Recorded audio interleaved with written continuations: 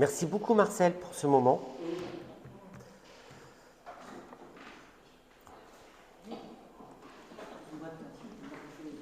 Si? Je te promets que si. C'est pas grave.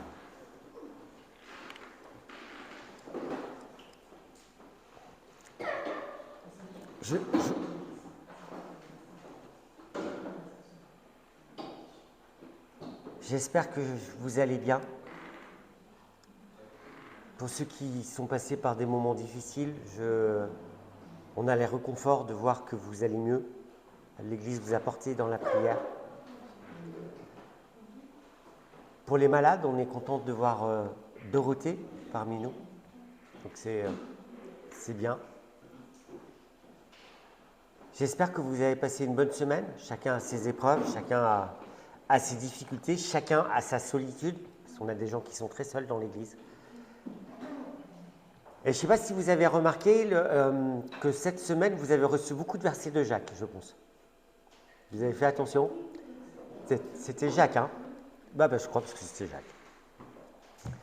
Alors, je vais commencer par une fausse blague pour illustrer mon message, mais c'est vraiment une fausse blague. Voilà.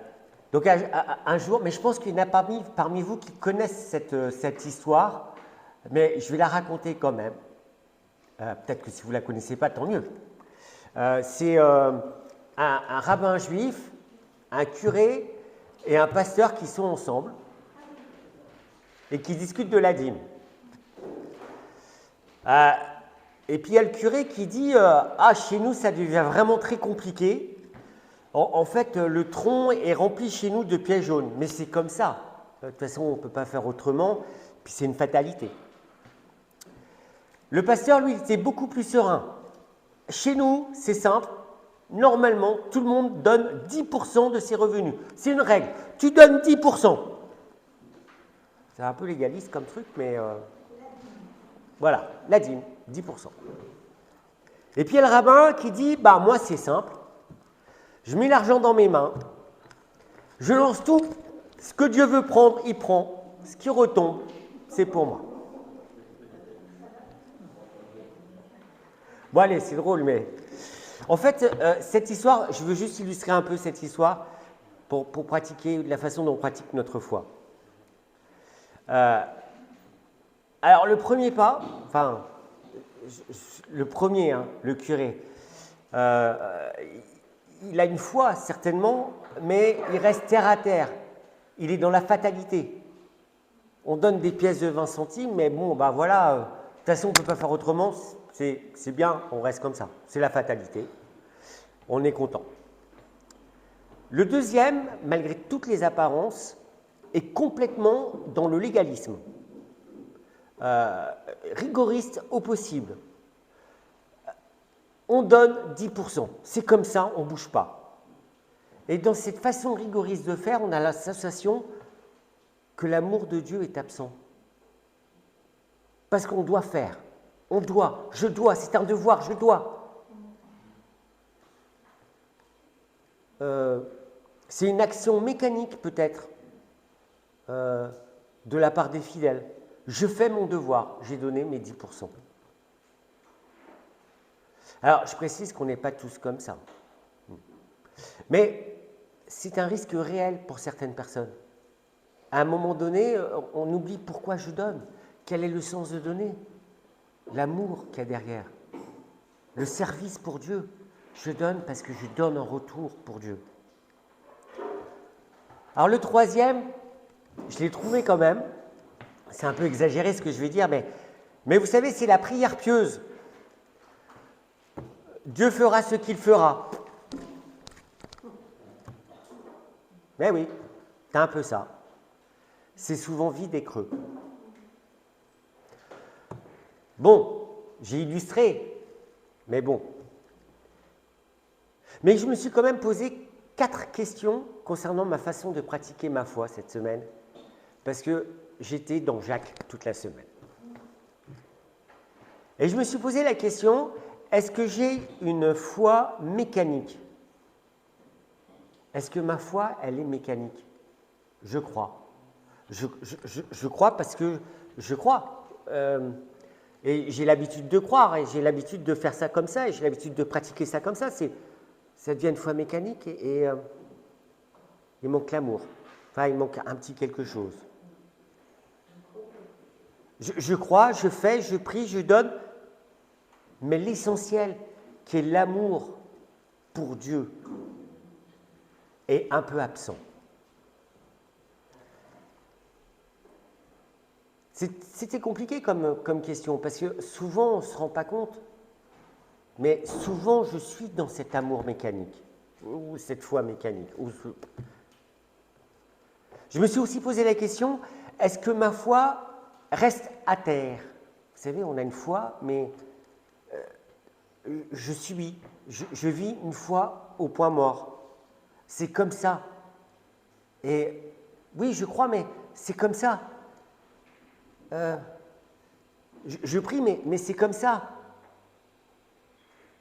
Et il n'y a pas cet élan d'amour avec Dieu, cet élan où je vais me jeter dans les bras de Dieu pour avoir cette emprise. C'est comme ça. Est-ce que ma foi, elle est juste comme ça? Ou est-ce que ma foi, elle est, je me jette dans les bras d'un Dieu d'amour?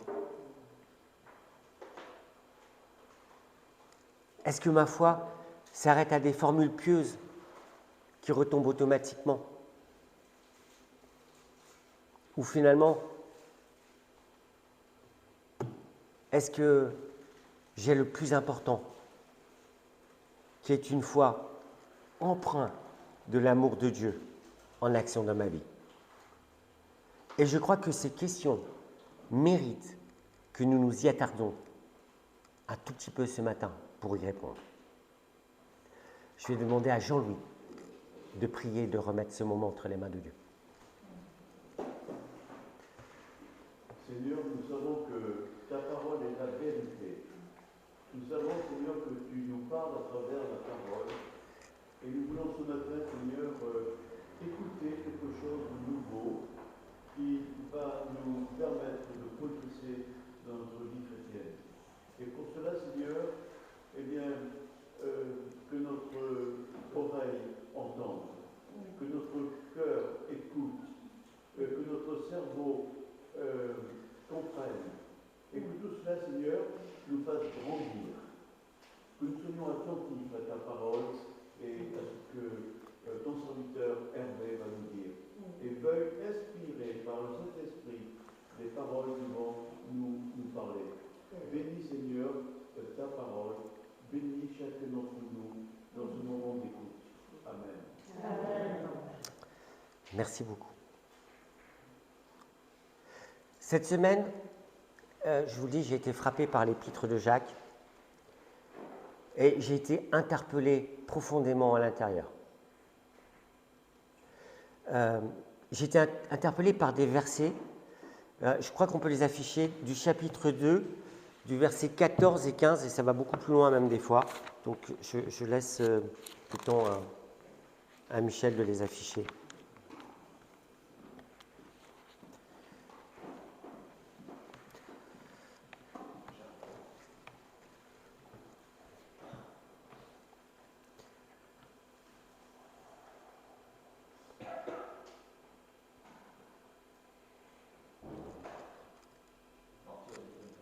À partir du verset 14. Chapitre 2, verset 14. Jacques, chapitre 2, verset 14.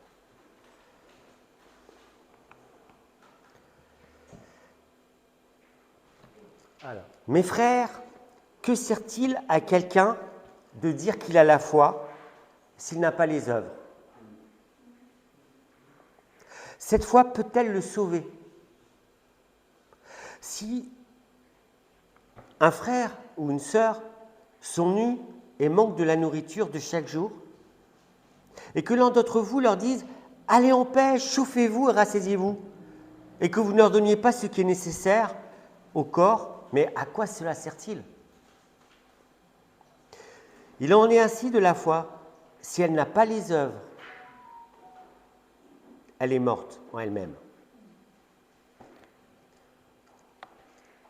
Wow. Mes frères, et sœurs, à quoi bon dire qu'on a la foi si on n'a pas les œuvres qui accompagnent cette foi? La question était posée, cette foi peut-elle sauver? Je peux reprendre si une frère ou une sœur sont nus et manquent de nourriture. Alors oui, on répond à des besoins des fois, mais souvent on est dans la prière simplement et on ressemble à... C'est pas tout le temps le cas, mais allez en paix, échauffez-vous, c'est un peu ça qu'on dit. On ne va pas chercher dans nos tripes quelque chose pour aller aider. On ne va pas se faire violence. Ou en tout cas, c'est pour moi. Ça m'a parlé pour moi. Et c'est mon cas à moi. Et quand je fais une prière pieuse en disant « rassasiez-vous », je suis passé à côté de tout. Parce que je ne leur ai pas donné ce qui était nécessaire.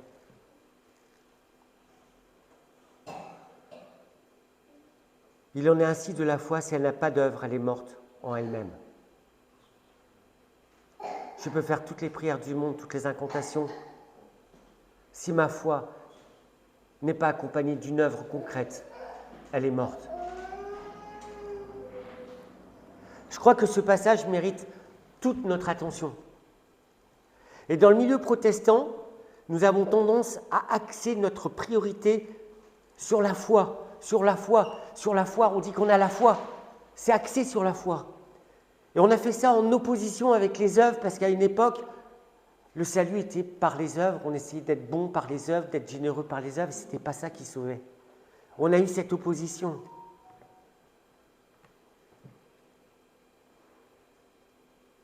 Mais on a aussi cette certitude que seule la foi sauve. Et souvent, il y a une antinomie, on a l'impression, entre ce que Paul dit et ce que Jacques dit. On a souvent tendance à mettre au second plan les œuvres. Ah, ce n'est pas tout le cas de tout le monde. Mais on est un peu dans ce cas-là. On a un peu la sensation que les œuvres pourraient être en opposition à la foi. Du fait que l'on risque, et c'est vrai, de s'enorgueillir de nos œuvres avec un moi-je. Parce que quand on rentre dans les œuvres, souvent, c'est je suis bon, je suis pur, je donne la dîme, je prie, je jeûne, je fais du bien, je. Et tout d'un coup, on a pris la place de Dieu et de ce que Dieu fait. C'est pour ça qu'on a du mal à équilibrer. Et quand je suis dans ce je prends la place de la foi. Mon risque est de prendre la place de Dieu et de me mettre au centre. C'est pour ça qu'on a un dilemme souvent entre les œuvres et la foi. Et c'est sans doute notre histoire, ou l'histoire des chefs religieux, qui nous montre ce genre de choses. Parce que beaucoup sont tombés dans ce piège. Et ce piège est tout à fait réel pour moi. Paul l'explique clairement dans Romains chapitre 1 au verset 17. Il dit « Parce qu'en Jésus est révélée la justice de Dieu par la foi, pour la foi, selon qu'il est écrit, le juste vivra par la foi. » Oui, le juste vivra par la foi. Et chacun de nous est d'accord avec ça. Mais au verset 27, Paul clarifie sa position en disant « Où est le sujet de se glorifier ?» Cette foi nous est offerte par Dieu. Il est exclu. Et on n'a pas à se glorifier parce qu'on exécute une loi, parce qu'on fait ça ou qu'on fait ci. On n'a pas à se glorifier par la loi des œuvres. Mais on peut glorifier Dieu par la loi de la foi. L'homme est justifié par la foi sans les œuvres de la loi. L'homme est justifié par la foi sans les œuvres de la loi. Mais souvent, on est resté dans ce contexte-là, justifié par la foi. Parce qu'on n'a pas compris le petit truc des œuvres de la loi. Parce que Paul, il met l'accent sur quelque chose de fondamental. Ce n'est pas la loi qui sauve. Il nous est impossible d'obtenir un quelconque salut en observant à la lettre l'ensemble des 10 commandements, plus les lois et les sous-lois qui ont été inventées, enfin des trucs incroyables. Que les Juifs se mettaient un carcan sur le dos, un point d'honneur à respecter, des règles cérémonielles, des fêtes religieuses, des sacrifices alimentaires.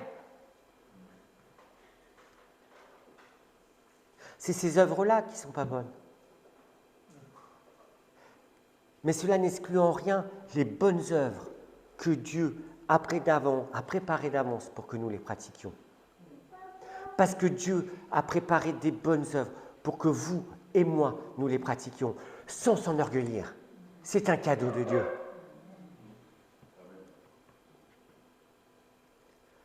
Maintenant que j'ai clarifié un peu ce sujet sur Paul, on va aussi clarifier la position des œuvres concernant l'enseignement de Jacques. Et ça, c'est important. L'enseignement de Jacques est tellement important. Pour Jacques, les œuvres sont des actes d'amour. Les œuvres sont des actes d'amour qui nous viennent de Dieu. De la même manière dont Jésus traitait les malades, les nécessiteux, les infirmes. C'est ça ma position dans les œuvres. Ressembler à Jésus, revêtir Jésus, l'humilité de Jésus. Les œuvres dont parle Jacques manifestent complètement l'amour de Dieu, la compassion. Et cette compassion, Dieu l'a gravée dans notre cœur du fait de sa présence en nous. Est-ce que je manifeste l'amour de Dieu? Est-ce que je manifeste ce Dieu qui habite en moi?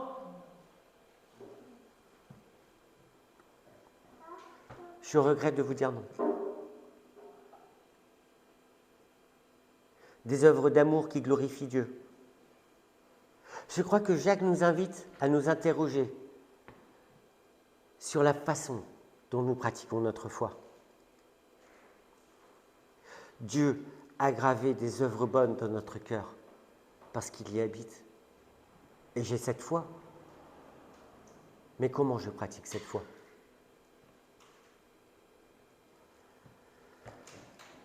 On peut lire Éphésiens chapitre 2, versets 8 à 10.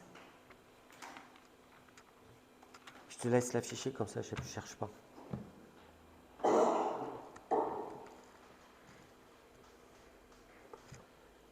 Éphésiens chapitre 2, versets 8 à 10. J'aurais dû te donner les textes avant, excuse-moi.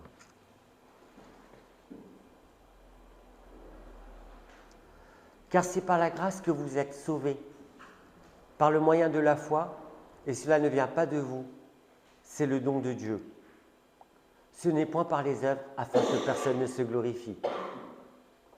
Car nous sommes son ouvrage, ayant été créés en Jésus-Christ pour de bonnes œuvres que Dieu a préparées d'avance, afin que nous les pratiquions.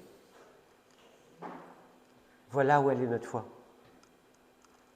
Est-ce que je ressemble à ce verset?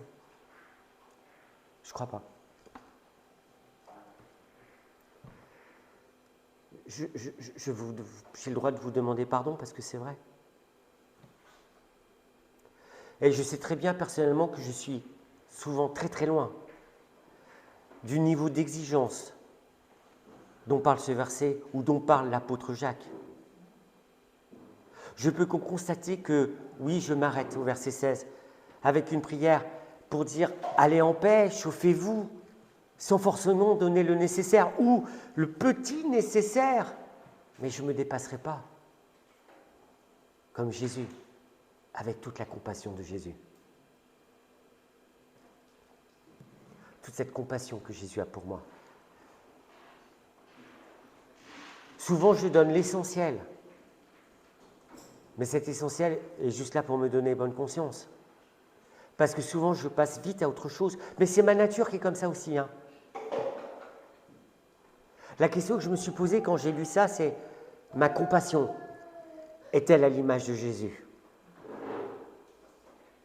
Jésus qui va s'arrêter sur le chemin, près des lépreux, auprès des aveugles, qui va faire demi-tour pour aller voir quelqu'un qui est décédé.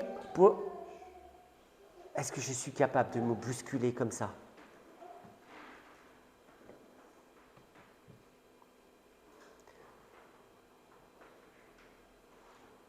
Ah, je souhaite que Dieu puisse mettre cette foi, empreinte de l'amour de Dieu, à l'intérieur de mon cœur. Parce que ma compassion s'arrête souvent à une prière, des mots qui sont justes parce qu'on le fait, parce que c'est la foi, parce que c'est dans notre Église, c'est comme ça.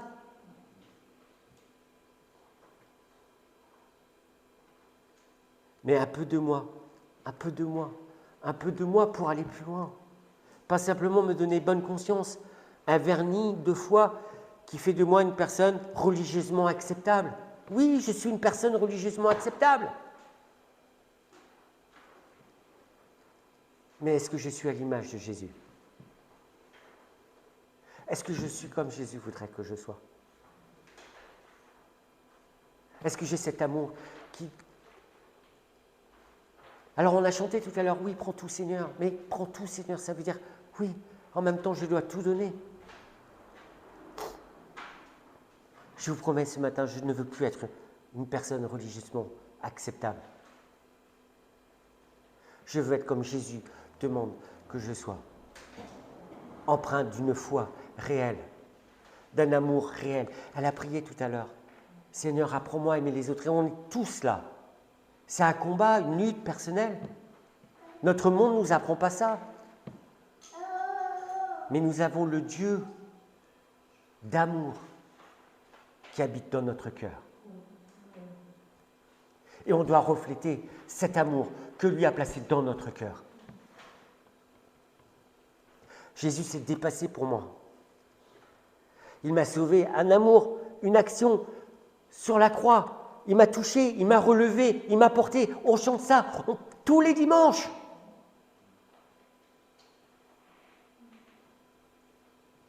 Et je suis son disciple. Est-ce que je ressemble à Jésus? Est-ce que l'amour de Dieu qui est en moi ne me demande pas un effort désintéressé? Un acte de foi qui dépasse mon entendement? Mettre ma foi en action pour mon prochain. Si chacun de nous, on pouvait prendre cet engagement, mais on changerait certainement le monde. Mettre notre foi en action pour mon prochain. Hébreux 11, verset 1 dit « La foi est une ferme assurance des choses qu'on espère, une démonstration de celles qu'on ne voit pas. » Et si vous lisez le passage, c'est extraordinaire parce que vous avez tous les actes de foi d'Abraham, je ne sais pas, c'est extraordinaire ce passage. Mais il y a eu des actes, ils ont fait des choses. Ce n'était pas des œuvres bonnes pour se glorifier, c'était des œuvres par amour pour Dieu. C'était de l'amour pour Dieu.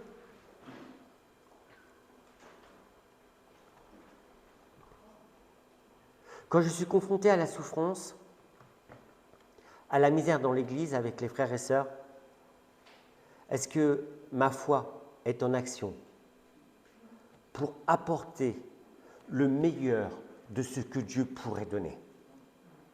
C'est là la question. Est-ce que j'apporte le meilleur de ce que Dieu pourrait donner à mes frères et sœurs? Ça demande interrogation. Ça ne veut pas dire qu'on doit se flageller. Ça veut dire que simplement, je dois me retrouver dans l'amour de Dieu et que cet amour doit se refléter. Je veux faire demi-tour parce que tu souffres. Je veux m'arrêter parce que tu souffres. Alors je sais qu'on a une vie séculière, qu'on a un travail, qu'on a... Mais dans tout ça, on a des temps. Combien de temps je passe sur les réseaux sociaux ou je sais pas quoi, la télé ou...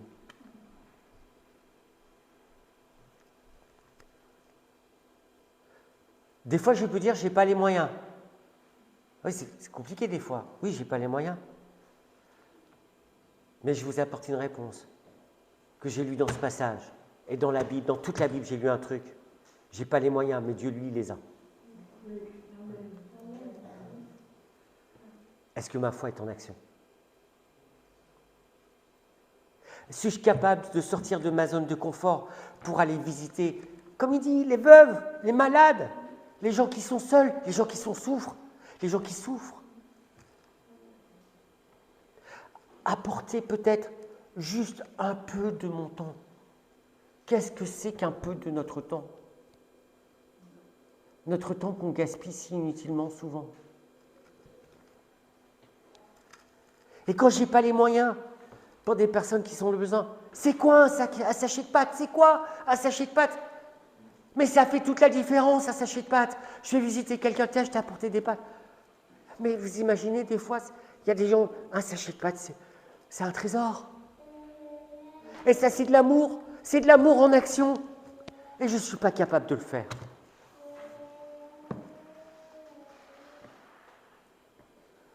Un geste simple qui manifeste l'amour de Dieu qui est à l'intérieur de moi. Parce que le Dieu d'amour habite dans mon cœur. La foi en action, elle est là. Manifester simplement l'amour de Dieu par des actes concrets qui attesteront aux yeux du monde la foi que j'ai en Dieu. C'est mes actes qui manifestent l'amour de Dieu. Ce n'est pas des paroles.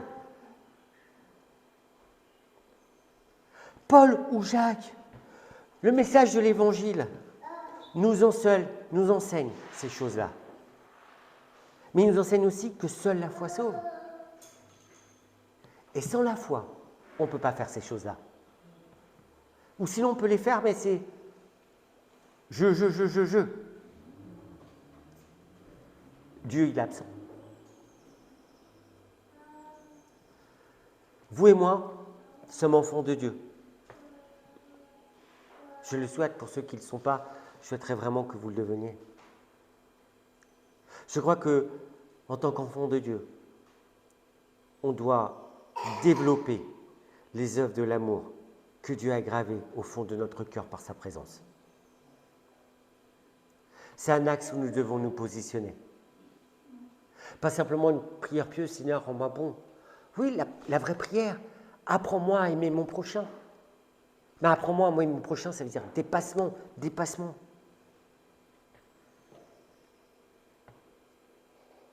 Dieu a gravé au fond de notre cœur sa présence pour qu'on puisse la donner aux autres. Alors nous sommes tous différents. Les œuvres et les sensibilités qu'on a sont différentes. Ce que Dieu me parle à moi et ce que Dieu me demande à faire à moi, il ne vous le demande pas forcément à vous, mais à chacun d'entre nous. Il nous donne des cibles et des missions. Il nous donne par rapport aux dons qu'on a reçus. Est-ce que ce matin, on ne voudrait pas donner nos dons au Seigneur? Seigneur, utilise-moi avec les dons que j'ai. Et se faire violence.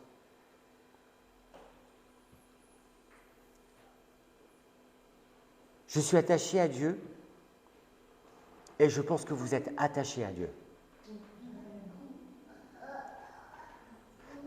Je ne veux pas culpabiliser qui que ce soit.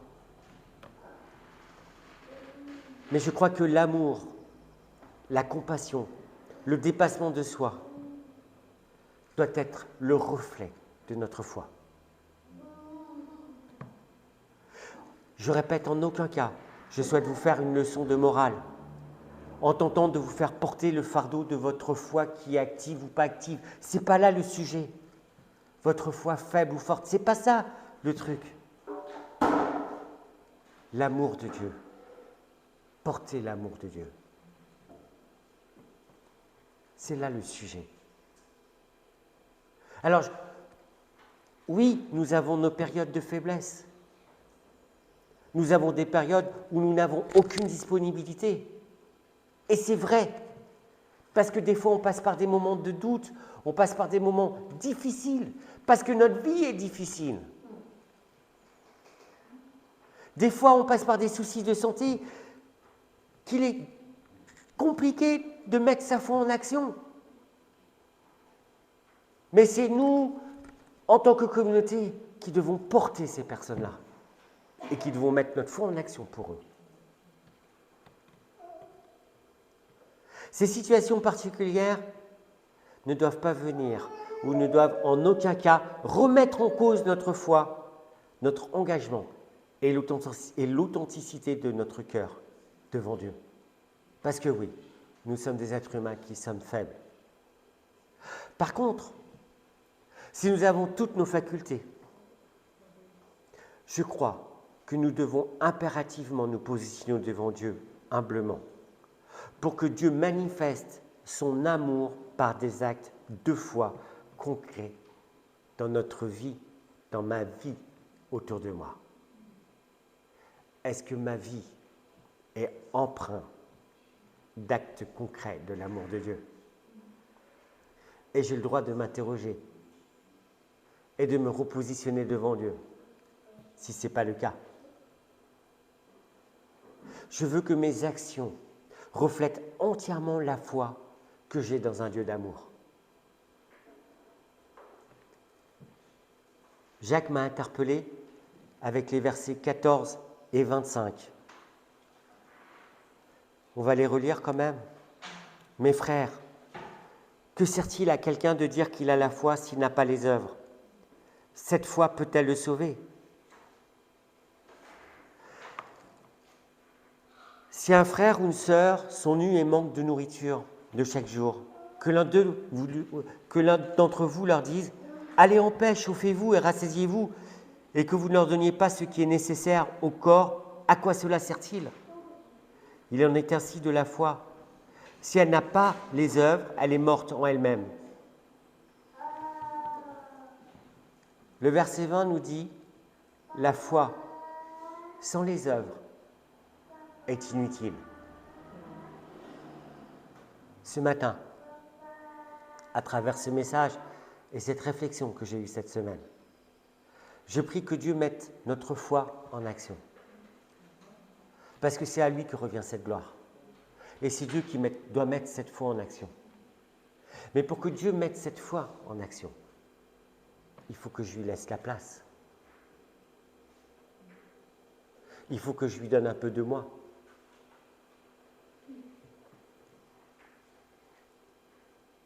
Je souhaite que chacun de nous puissions accomplir les œuvres bonnes qu'il a préparées d'avance pour chacun d'entre nous. Surtout, je souhaite que chacun et chacun d'entre nous puissions refléter au travers de notre foi l'amour de Dieu par des actes concrets. Je souhaite que chacun de nous soyons remplis d'œuvres bonnes, d'amour, de paix, de compassion, à l'image du Dieu qui habite notre cœur. Amen.